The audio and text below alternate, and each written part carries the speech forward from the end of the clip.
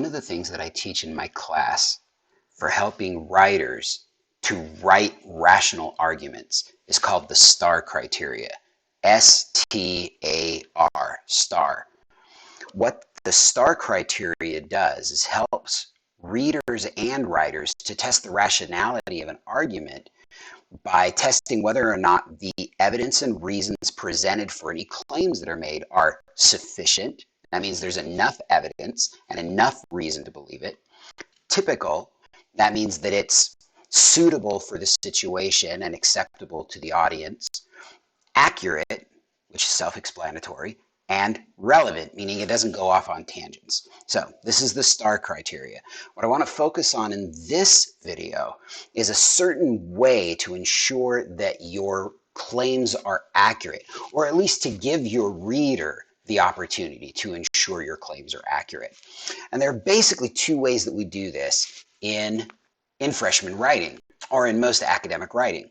So the first way is when you're performing the role of an academic writer or a scholar, you're going to have a works cited page or a bibliography. This is a page that shows all of the sources that you use, and specifically the sources that you quote from in a given essay.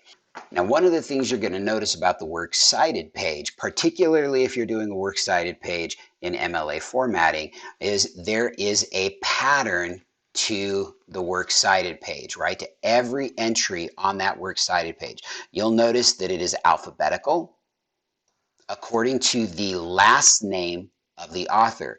You write the last name first and the first name last. You will have the title of whatever article is you're dealing with. Then you have the title of the text that you got that article out of. This should actually be italicized. You have the edition, you have the publishing information, the year, and the page numbers. Now remember, MLA formatting changes from year to year. So this is not going to necessarily be the way that it is forever.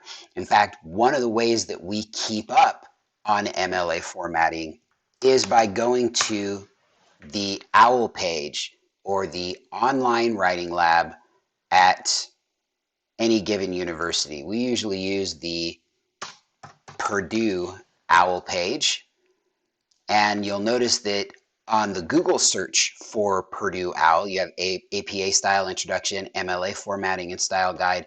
You can click on that, and you can get on this webpage all of the updates that are going to happen to MLA.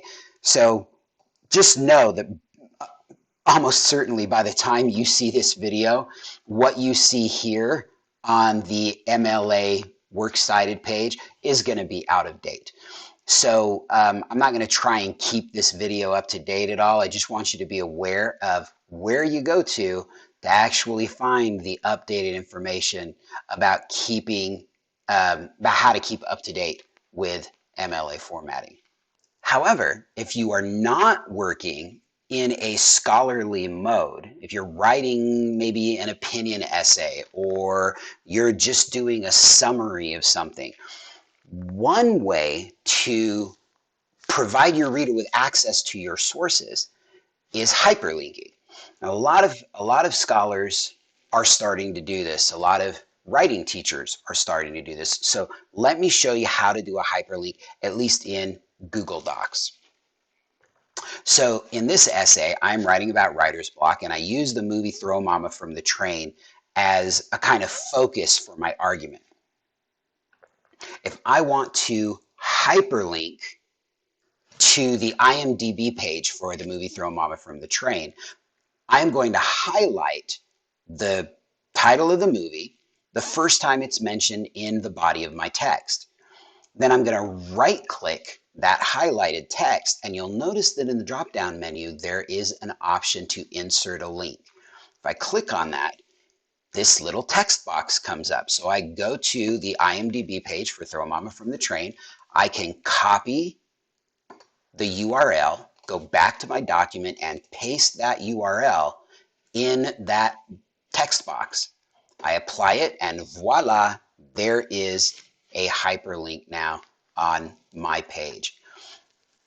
If I click on that hyperlink, I'm shown a little box or a little window that shows me where this hyperlink is going to take me. I click on that window, and that takes me to the IMDb page for Throw Mama from the Train.